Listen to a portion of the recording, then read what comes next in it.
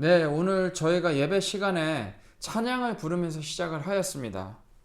유대인들은 시편에 곡조를 붙여서 멜로디를 붙여서 하나님을 찬양했습니다. 시편 137편은 저주시로 알려져 있습니다. 이 8절과 9절을 보면은 내용이 뭐냐면은 바벨론 사람들의 자식까지 바위에 메어치는 자가 복이 있으리로다라고 합니다. 바벨론 사람들을 바위에 메어치는 것도 아니고 바벨론 사람들의 자식들, 어린 아이들, 그 자식까지 바위에 메어치는 자가 참 복이 있으리로다 라고 합니다. 이게 참 잔인한 내용인데 이것이 하나님을 찬양하는 이 시편에 들어가는 내용이에요. 흔히 이 시편 137편은 저주시라고 하거든요. 저주시. 그런데 시편은 하나님을 찬양하는 것이 주된 내용이에요. 하나님을 찬양 그 자체란 말이에요. 시편은.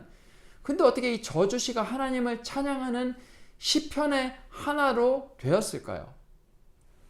그럼 이 내용을 보면은 저주잖아요. 이 저주의 내용을 보고 이건 하나님을 찬양하는 게 아니다 하고 딱 빼버리면 되는데 그 누구도 빼지 않았어요. 그 이유는 뭘까요? 하나님을 찬양하는 것이 되나요? 저주시가? 그럼 이 오늘 본문이 어떤 내용인지를 보면은 이것이 정말 하나님을 찬양하는 것인지 아니면은 하나님을 찬양하는 것이 아닌 그저 저주시일 뿐인지 이걸 알 수가 있을 겁니다. 시편은 유대인들이 바벨론 포로로 끌려갔던 그 시기에 본격적으로 많이 발전이 되기 시작했어요. 유대인들이 바벨론에 점령을 당하고 성전은 무너졌습니다. 그리고 바벨론 땅에 포로로 끌려갔습니다. 고향을 떠나서 이제는 성전에서 제사를 드릴 수가 없어요. 바벨론은 성전이 없어요. 이들은 성전도 없고 바칠 제물도 별로 없던 시기에 제단도 없으니까 뭐 동물을 죽여서 뭐 소나 양을 잡아서 피를 흘리게 해서 제단 위에 올려서 불태워서 하나님 앞에 그 향을 흠향시켜 드려서 연기를 올려드려서 그것이 하나님을 기쁘게 하는 제사, 그것이 되는 거잖아요. 그렇게 하나님께 나아갔잖아요. 그렇죠? 바벨론 포로로 끌려가기 전에요. 그들의 땅 예루살렘에서요. 유대 땅에서요. 근데 지금은 바벨론 포로로 끌려가 있을 때는 짐승도 없어요. 제단도 없어요. 성전도 없어요. 아무것도 없어요. 제사를 못 드리잖아요. 제사를 드려야 하나님 앞에 나아가잖아요. 그럼 이 사람들이 제사를 못 드리면 하나님 앞에 나아가기 위해서 뭐를 했겠어요? 유대인들끼리 그냥 모였어요. 그래서 뭘 했습니까? 시편에 멜로디를 곡조를 붙여서 하나님을 찬양했어요. 그리고 하나님의 말씀을 서로 강론하고 나누었어요. 하나님의 말씀을 해석해주고 말씀을 나누고 그렇게 하나님께 또한 기도하고 그게 그때 예배였죠. 하나님 앞에 나아가는 겁니다. 모여서. 유대인 회당으로 모인 건데 회당으로 모인다 할 때 회당은 건물을 뜻하지 않아요. 유대인들에게 있어서 회당은 유대인들이 이렇게 하나님께 나아가는 모임 그 자체예요. 뭐 교회도 마찬가지 아닙니까? 교회는 교회 건물을 말하지 않잖아요. 그렇죠? 예배당은 예배당일 뿐이고 교회는 예수님을 믿는 자들이 예수님 안에서 서로 모여서 하나님 앞에 예수님의 이름으로 나아가는 그 모임 그 자체가 교회 아니에요. 교회. 그게 교회예요. 교회는 건물을 말하지 않아요. 믿는 자들이 예수 그리스도 안에 모인 것, 그래서 모여서 하나님을 예배하는 그 모임, 그것이 교회입니다. 회당은 유대인들이 하나님을 예배하는 그 모임 그 자체를 말을 하는 건데 이 시편 137편의 저자가 저희는 누군지 몰라요. 안 나와 있어요. 성경에. 근데 보통 다윗이 많은 시편들을 지었잖아요. 그렇죠? 이 시편은 다윗의 이름으로 쓰여지지도 않았어요.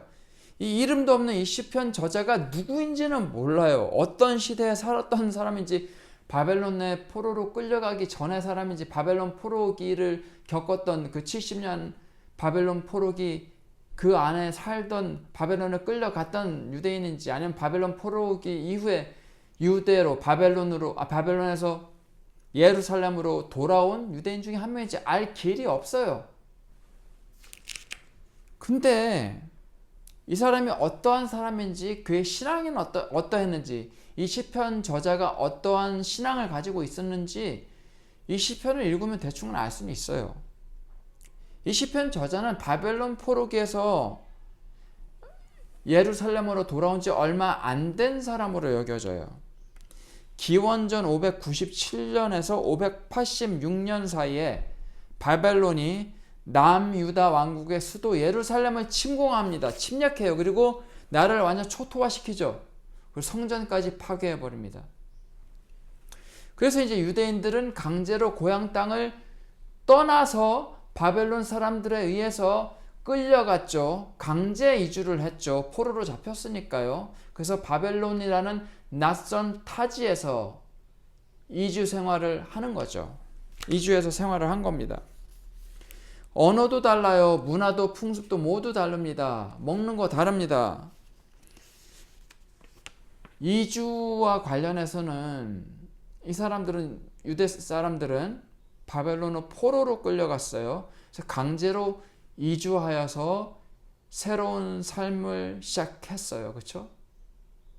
자, 이민하면은, 저도 뭐 이민을 갔다 왔죠. 미국 뉴욕에 2007년에 가서 2022년에 돌아왔습니다. 15년 동안 있었어요. 한국에 이제 2022년에 돌아왔습니다. 저도 이민 생활이 어떤 줄 알아요. 하지만 저는 자의, 제 뜻으로 간 거예요. 물론 하나님께서 부르신다고 하심을 저는 믿고 다민족 목회 꿈을 안고 미국 뉴욕으로 간 거죠. 이제 한국으로 이제 돌아올 때도 이제 하나님께서 부르심을 느끼고 저는 돌아온 거예요. 사실 제가 2022년에 돌아왔지만 2020년 7월쯤에 그 여름에 하나님께서 저를 한국으로 사역을 위해서, 하나님의 일을 위해서 부르신다는 것을 어렴풋이 느꼈어요. 2020년 8월쯤이었던 것 같아요. 2020년 8월. 근데 저는 기도 중에 그런 것을 많이 느꼈는데 그거에 바로 순종하진 않았어요. 왜냐하면 그것이 정말 하나님께서 부르신다고 저는 생각하지 않았어요. 기도 중에 잠깐 느껴진 그 열정만으로, 어떤 마음에 하나님께서 주시는 그런 마음 하나만으로 제가 살고 있는 땅을 또다시 옮긴다는 거는 역이민이잖아요. 이민도 힘들었어요. 맨 처음 뉴욕 가서 저도 뉴욕에서의 생활을 시작할 때 언어도 다르고, 언어도 배우고, 문화, 풍습 다 다른데, 낯선 사람들, 푸른 눈의 사람들, 다양한 피부색의 사람들과 어울려 살면서 쉽지 않았죠. 그렇죠? 이제는 적응했습니다. 이제 거기 가도 편안해졌어요. 이제 떠나기 싫어요. 이제 더 좋아요. 한국보다 더 좋단 말이에요. 근데 다시 돌아가야라는 그런 하나님의 뜻을 느꼈을 때 우선은 가고 싶지 않죠. 그리고 이건 하나님의 부르심이 아니다라고 순종하지 않았겠죠? 그래서 제가 1년 6개월이 더 지나고 나서야 돌아온 거예요. 돌아온 것도 결국은 하나님의 부르심에 순종해서 한국으로 돌아왔지만, 돌아온 이유도 사실 그래요. 저는 뉴욕에서 보스턴의 신학교를 제가 졸업한 후에 뉴욕으로 다시 돌아와서 하나님의 일을 하며 교회에서 사역을 할 때, 전도사, 목사로 할 때 2세 영어권 사역했지만 이중직을 했어요. 월요일부터 금요일까지 풀타임으로 일을 하고 토요일과 주일에 교회를 섬겼는데 한 4년 넘게 이 일을 하다 보니까, 근데 제가 좀 무리하게 일을 한 적도 있어요. 쉬지 않고. 그래서 몸이 안 좋아졌는지 귀에서 소리가 나는데 1시간이 지나도 안 없어져요. 어떤 때는. 그리고 어떤 때는 하루 종일 나고, 어떤 때는 잠자고 다음날 일어났는데도 계속 소리가 나요. 잠자는 동안에도 소리 나고. 잠자고 일어났는데 소리가 안 없어지고 계속 있어요. 귀에. 병원에 갔는데 모른대요. 몸 피곤하고 이대로 가다가는 병들 것 같고, 그래서 이거는 아닌가 보다. 그리고 나서 우선 하나님께서 한국으로 가라고 하신 그 부르심이, 하나님의 일을 위해서 부르심, 그 부르심이 정말인지 더 확인을 하고 더 기도를 했죠. 그러면서 하나님께서 일단 가라고 하시는 건 맞는 것 같다. 내가 하나님 뜻을 혹시 거스르는 것인가? 몸도 너무나 안 좋고 이런데. 그래서 이제 한국으로 돌아왔고 몇 개월이라도 쉬니까 이 소리가 없어졌어요. 또 쉬니까 없어졌어요. 예, 저 같은 경우에는 참 다시 미국에 가서 적응을 하는데도 힘들었고, 적응하고 나니까 이제 한국으로 돌아와서 또 한국에서 새로 적응하는 게 또 쉽지가 않은 거예요. 이렇게 문화와 언어가 다른 곳으로 이주할 때는 상당히 많은 어려움이 있어요. 근데 저는 제 스스로 간 거잖아요. 그쵸? 이민이잖아요. 그런 역이민을 했고, 근데 바벨론 사람들은 어때요? 포로로 끌려갔어요. 포로로. 자, 이게 얼마나 힘들겠어요. 문화적으로도 그렇고. 그리고 자, 바벨론에서는 음식도 다를 수밖에 없는 게, 돼지고기를 바벨론에서는 많이 먹어요. 유대인들은 돼지고기 안 먹어요. 율법에 따라서 구약 시대는 유대인들은 하나님 말씀에 율법에 있기 때문에 돼지고기 먹지 않았어요. 먹는 거 철저히 가렸어요. 먹지 말아야 될 짐승이 있었어요. 그리고 우상에게 제물로 바쳐진 고기는 절대 먹지 않았어요. 어떻게 그걸 먹어요? 우상에게 제사를 드릴 때 쓰여진 그 고기를 유대인들이 먹었겠어요? 안 먹죠. 근데 바벨론에서 파는 그 많은 고기들이, 옛날에 바벨론 사람들은 돼지고기가 49, 49가지의 맛을 낸다고 칭찬을 하면서 먹었다고 합니다. 로마인들도 50가지의 맛이 난다고 하면서 즐겼어요. 돼지고기가. 이 돼지고기 먹는 바벨론 사람들하고 같이 사는 거예요. 식문화가 다르면요, 그곳에서 사는 게 굉장히 고역이에요. 저희 어디 여행만 가도 알잖아요. 김치를 한국에서는 안 먹었대요. 저 미국에 있을 때 같은 친구들이 한국에서는 김치를 먹질 않았는데 여기 와서는 김치를 먹게 돼 하면서 김치 먹더라고요. 더 먹고 싶은 거죠. 한국 음식이 해외 나가니까. 맨날 햄버거 스테이크 먹고, 햄버거 스테이크도 하루 이틀이지. 그쵸? 이 돼지고기 먹는 바벨론 사람들하고 같이 지내면서 얼마나 힘들었겠어요. 바벨론 사람들이 돼지고기를 그렇게 좋아했으면 돼지고기를 많이 팔았겠죠. 주변에서 흔히 찾아볼 수 있는 건 돼지고기였을 거예요. 돼지고기 그렇게 좋아했으니까 바벨론 사람들이. 돼지고기 말고 다른 거, 율법에 따라서 먹어도 되는, 하나님 앞에 정결한, 먹어도 된다고 하시는 고기를 찾아 먹었어야 되는데, 바벨론 사람들이 즐기는 게 돼지고기면은 유대인들이 먹어야 되는 고기를 찾기가 쉽지가 않았겠죠. 그 옛날에. 더욱이 경제사정도 포로들이 얼마나 좋았겠어요. 현지인들에 비해서. 그쵸? 그 여유가 있었겠어요. 시간적인 여유가. 뭐 자기네들이 먹어야 될 음식, 그 고기들, 고기나 다른 음식들도 율법에 따라 먹어야 될 거, 안 먹어야 될 거, 정결한 것, 부정한 것, 정결하지 않은 것 다 가려 먹어야 되는데, 정결하지 않은 것 말고 정결한 것을 찾으러 다닐 그런 여유, 아무래도 적잖아요. 그쵸?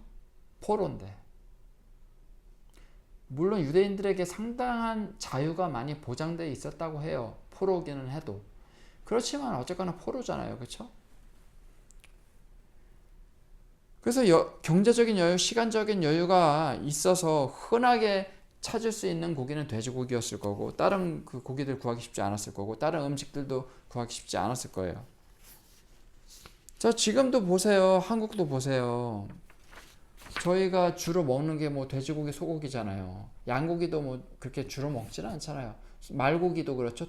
뭐 토끼고기 같은 거 저희 흔하게 먹지 않잖아요.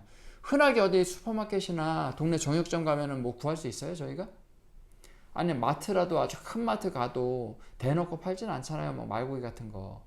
근데 물론 쿠팡을 가면 다 찾을 수는 있기는 해요. 참 편리해졌어요. 하지만 흔하게 찾을 수 있지 않잖아요, 그렇죠? 그런 거 찾아서 먹으려면은 저희도 시간을 좀 들어야 흔하게 찾을 수 없는 그런 고기들 찾아 먹을 수 있잖아요. 한국 지금 현대 시대에도. 근데 그 옛날 바벨론 시대에 어떻겠어요? 일단 먹는 것, 그 율법에 따라서 먹는 것으로 하나님 앞에 나아가는 것, 그것도 쉽지 않았단 말이에요. 문화적인 차이가 있고. 지금은 쿠팡이 있어요. 근데 옛날에는 바벨론 포로 생활 때는 그렇지 않았단 말이에요. 그래서 율법에 따라서 음식을 찾아서 먹는 것, 하나님 뜻을 거스르지 않기 위해서 식습관을 지키는 것, 율법을 따르는 것, 그것조차도 쉽지 않았다는 거예요. 그 옛날에. 그래서 많이 힘들었을 거예요. 먹는 거 문화 차이 때문에 많이 포로들은 힘들었을 겁니다. 바벨론 생활할 때. 그리고 그들이 돌아갈 나라는 없어요. 다 파괴돼 버렸어요. 돌아가고 싶어도 돌아가지도 못해요. 놔주지 않아요. 바벨론 사람들이. 그래서 오늘 시편 본문을 보면 이 시편을 쓴 사람 있죠. 시편 기자라 그래요. 그걸 시편 기자가 시온을 기억하며 울었다라고 나와요. 시온은 하나님께서 계시는 곳을 상징하는 거예요. 시온, 예루살렘을 상징하겠죠. 시온, 그곳에 시온의 영광이 있고 시온산이 있고, 그렇죠? 시온은 하나님께서 계시는 그 자체 임재, 하나님의 임재를 상징합니다. 바벨론 사람들은 유대인들을 조롱하고 핍박했어요. 그들은 바벨론 땅에서 바벨론 사람들이 주인이에요. 그리고 유대인들은 포로예요, 포로. 그들은 이방인으로서, 외국인으로서 그들의 고향 땅을 떠나와서 살고 있어요. 바벨론 사람들은 유대인들을 조롱했습니다. 그걸 비웃었죠. 3절을 보면요, 자신들을 위하여 하나님을 찬양하는 노래를 불러라라고 합니다. 바벨론과 바벨론의 우상들을 찬양하라고 우상숭배 강요해요. 그들은 유대인들이 그들의 여호와 하나님을 섬기는 것, 여호와 신앙을 버리라고 요구하는 거예요. 너희 하나님을 버려라. 그 유일신을 떠나라. 그쯤에 시편 기자는 바벨론을 위해서, 바벨론의 이방신들을 위하여서 그 우상들을 향해 절을 하지도 않고 그 우상들을 찬양하지 않습니다. 우상들에게 경배하지 않습니다. 절하지도 않습니다. 그리고 5절과 6절에서 이렇게 고백합니다. 예루살렘아, 내가 너를 잊을진대 내 오른손이 그의 재주를 잊을지로다. 내가 예루살렘을 기억하지 아니하거나 내가 가장 즐거워하는 것보다 더 즐거워하지 아니할진대 내 혀가 내 입천장에 붙을지로다. 만약 내가 예루살렘을 잊는다면 이게 뭐죠? 나는 하프를 연주하는 재주를, 기술을 잊겠다는 뜻이에요. 내 오른손이 그의 재주를 잊을지로다라는 거는, 내 오른손의 재주는 뭘까요? 네, 하프 연주. 그들은 하프를 연주하면서 하나님을 찬양했거든요. 내가 하나님을 찬양하는데 하프로 연주를 해서 이 오른손의 재주로 하나님을 찬양하는 데 쓰는데, 하프를 연주해서 하나님을 찬양하는데, 이거를 우상 숭배하는 데 쓰일 바에야 차라리 내가 하프를 연주함으로써 어떤 대상을 찬양하는 이 재주를 차라리 잊어버리겠다. 내 재주로 우상을 찬양하느니 차라리 나는 이 찬양하는 재주를 잊어버리겠다. 하프 연주해서 찬양하는 이 기술을 잊어버리겠다는 거예요. 차라리 잊어버리겠다. 이 재주, 있는 재주 가지고 하프를 연주해서 찬양하는 재주를 없애버리겠다. 이 재주 가지고 차라리 우상을 섬기느니, 우상을 찬양하느니, 이 뜻이에요. 그리고 내가 예루살렘을 기억하지 않는다면 내 혀가 입천장에 붙을 것이다. 이렇게 말을 하죠. 차라리 내 혀가 내 입천장에 붙을 것이다. 내가 예루살렘을 기억하지 아니한다면은. 자, 이것은 뭐냐면요, 예루살렘 뭐죠? 하나님의 영광과 내 고향을 잊어버릴지언정, 만약에 하나님의 영광과 내 고향을 잊어버리고 그들의 강압에 의해서 바벨론과 바벨론의 이방신들을 섬기느니 차라리 나는 내가 연주하는 기술을 잊어버릴 것이고, 예루살렘을 기억하지 않고 그것으로 나의 기쁨을 삼지 않고 바벨론과 바벨론의 이방신들을 찬양하느니 차라리 내 혀가 입천장에 붙어버리는 것이 낫겠다. 이건 뭐예요? 벙어리가 되는 게 낫다는 말이에요. 혀가 입천장에 붙는 것은 벙어리가 된다는 뜻이에요. 그래서 예루살렘을 잊어버리고 하나님의 영광이 있는 내 고향 땅을 잊어버리고 우상들에게, 이방신들에게 절하고 이방신들을 찬양하느니 차라리 난 벙어리가 되겠다. 그리고 내가 내 오른손으로 하프로 하나님을 찬양하는데 이 재주로 이방신들을 찬양하는 차라리 나는 하프 연주하는 기술 자체를 잊어버리겠다. 이 뜻이에요. 그 정도로 우상에게 절하지 않겠다. 이방신들에게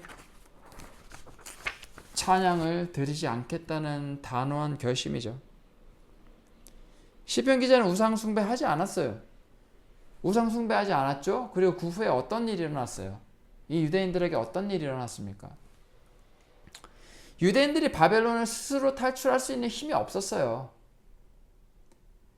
그럴 힘이 있었으면 끌려가지도 않았겠죠. 그렇죠? 원수를 갚을 힘도 없었어요. 괴롭힌다고 해서 그 사람들에게 대항할 힘이 없어요. 유대인들은. 그래서 어떻게 됐냐면 하나님께서는 이 유대인들을 바벨론 포로로부터 탈출시킬 왕을 보내주셨어요. 하나님께서는. 그의 이름은 고레스예요. 페르시아 왕, 바사 왕이라고 하죠. 즉 바사, 페르시아예요. 페르시아 왕 고레스를 보내주셨어요.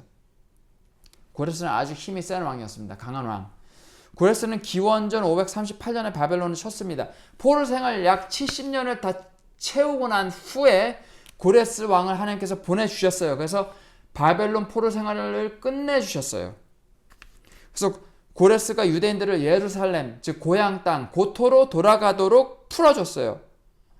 그리고 바벨론이 유대인들에게 행한 핍박, 그 잔혹한 살인, 그 모든 원수들을 바벨론에 되돌려줬어요. 누가요? 하나님이 보내신 그 페르시아 왕 고레스 왕이 바벨론이 유대인들을 괴롭힌 살인한 그 모든 원수를 대신 갚아주었습니다. 왜냐? 유대인들은 갚을 힘이 없거든요.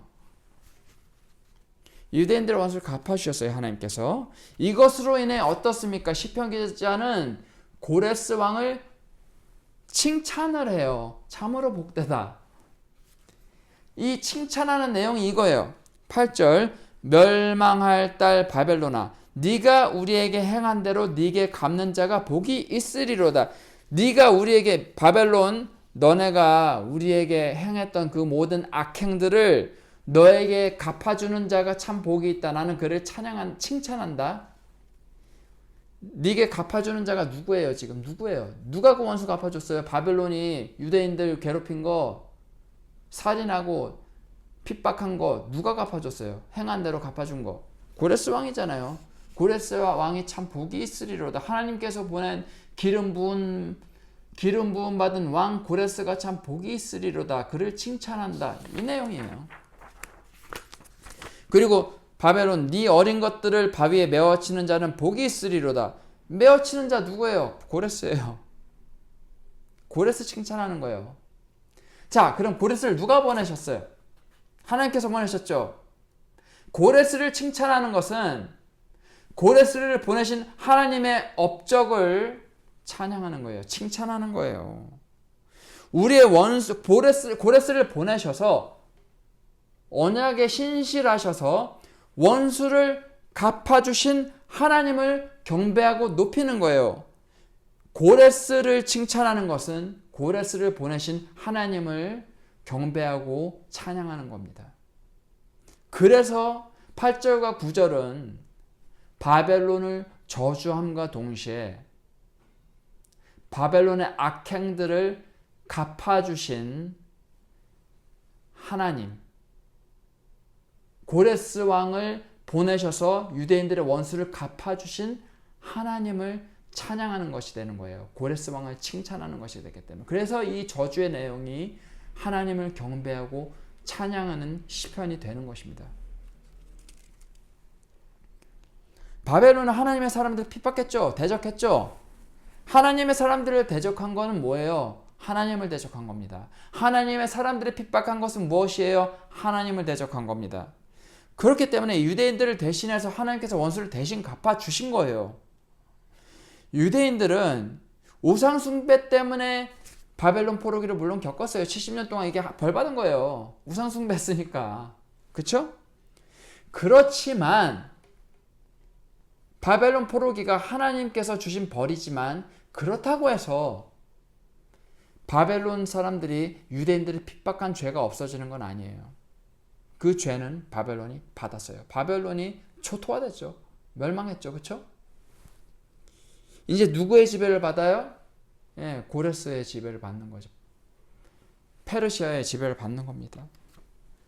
자, 저희가 일을 할 때, 살아갈 때 원수들 많이 만나요. 그렇죠? 일상생활을 할 때 누군가가 저희를 대적할 수 있어요. 아무 이유 없이 사사건건 시비예요. 아무 이유 없이 미워하고 해방하고 그래요. 저희를 저주하고 제가 없어졌으면 좋겠다고 생각하는 것 같아요. 그 원수들은 보면. 그렇죠? 아무 이유 없어요. 정말 어떤 때 보면 이유는 정말 사소해요. 그런데 저희는 싸울 필요가 없어요. 만약에 여러분이 그리고 제가 하나님 편에 있다면 원수들은 제가 하나님 편에 있으면은요, 저의 원수들은 저를 대적해요. 여러분이 하나님 편에 있잖아요? 그럼 원수들은요, 악한 것들은 여러분을 대적할 겁니다. 그게 여러분들이, 그리고 제가 하나님 편에 섰다는 증거예요. 세상은 하나님을 싫어해요. 그래서 하나님께 속한 자들은 미워함을 받게 돼 있어요. 세상의 미워함을. 이때 저희는 아무것도 할 필요가 없어요. 여러분 아무것도 할 필요 없습니다. 그저 우리의 원수를 갚아주시는 하나님을 신뢰하기만 하면 돼요. 하나님께서는 우리의 대적들을 물리치기 위해 누군가를 보내주세요. 우리가 힘이 없을 때 보내주십니다. 오직 저와 여러분이 해야 될 건 이거예요. 누군가를 보내주셔서 우리의 원수를 대신 갚아주시는 하나님 안에서, 하나님의 능력 안에서, 하나님의 영광 안에서 하나님을 찬양하면서 즐거워할 뿐이에요. 오늘 시편 기자의 고백처럼 그저 하나님 안에서 즐거워할 뿐입니다. 그저 우리의 대적들과 싸우라고 돕는 자, 우리를 돕는 자를 하나님께서 보내주시거든요. 돕는 자를 보내주신 하나님을 찬양하면 그뿐이에요. 저희가 할 건 그뿐이에요. 고레스 왕이 유대인들을 바벨론으로부터 자유하게 했어요. 하지만 고레스 왕 자체가 선한 왕이에요? 악한 왕이에요? 뭐 그걸 따질 수가 없어요. 그냥 강한 왕입니다. 강한 왕. 그가 하나님을 유대인들처럼 믿었어요? 고레스 왕이 하나님 믿었어요? 유대인들이 믿는 것처럼? 그가 강한 왕이든 뭐 악한 왕이든 선한 왕이든 그거는 구별할 필요가 없어요. 생각할 필요가 없어요. 다만 이건 알 필요가 있어요. 이 고레스 왕은 강한 왕이었고 하나님의 백성들을 하나님의 백성의 그 대적으로부터 구출하도록 하나님께 도구로 사용받았을 뿐이에요. 바벨론 사람들을 죽이고 피를 묻히는 그 일을 유대인들이 직접 할 필요가 없었어요. 할 힘도 없었고 바벨론 사람들이 하나님의 백성에게 악을 행한 대로 하나님께서는 고레스 왕을 보내주셔서 그들의 한 악행을 그대로 갚아주셨습니다. 하나님께서 우리를 위해 원수를 갚아주시는 것을 기억하시기 바랍니다. 누군가가 우리에게 악을 행했을 때 하나님께서는 그들이 악을 행한 대로 갚아주십니다. 우리는 그걸 갚을 힘도 없고요. 우리 힘이 있다 해도 갚을 필요가 없습니다. 저희가 할 수 있는 것은 저의 원수를 잊지 않고 갚아주시는 하나님 안에서 즐거워하는 것뿐이에요. 유대인들이 그랬던 것처럼. 하나님을 찬양하는 것 말고 아무것도 할 수 없었어요. 악인에게 원수를 갚는 건 저희의 할 일이 아닙니다. 악인은 하나님께서 악인이 행한 그 악행대로 반드시 심판하세요. 그 악행을 심판할 자를 보내주세요. 저희는 하나님께서 그 원수에게 그들이 행한 대로 갚으실 줄을 믿고 그냥 우리를 대신해서 싸우시는 하나님으로 인해 즐거워하면 그뿐입니다. 우리의 그리고 진정한 원수는 누구예요? 바로 사탄이에요. 예수님께서 십자가 못 박혀 돌아가심으로 사탄을 발 아래 밟으시고 승리하셨습니다. 우리의 진정한 원수된 마귀를 그 발 아래 밟으셨습니다. 이것을 믿는 자는 예수님 안에서 영원한 생명을 얻습니다. 그리고 하나님 나라에서 영원히 살게 됩니다. 우리를 위해 십자가 못 박혀 돌아가시고 승리하셨습니다. 그 죽으심이 십자가에서의 승리 그 자체입니다. 마귀의 권세는 사라졌습니다. 이미 없어졌어요. 발 아래 있습니다. 우리의 원수를 갚아주시는 하나님으로 인해 즐거워하는 저와 여러분이 되시길 소망합니다. 또한 사망의 포로가 되었던 저희를 건지시려고 마귀를 물리치시고 승리하신 예수님으로 인해 기뻐하는 저와 여러분이 되시기를 주님의 이름으로 축원합니다. 기도하겠습니다. 사랑과 은혜가 풍성하신 하나님, 은혜를 감사합니다.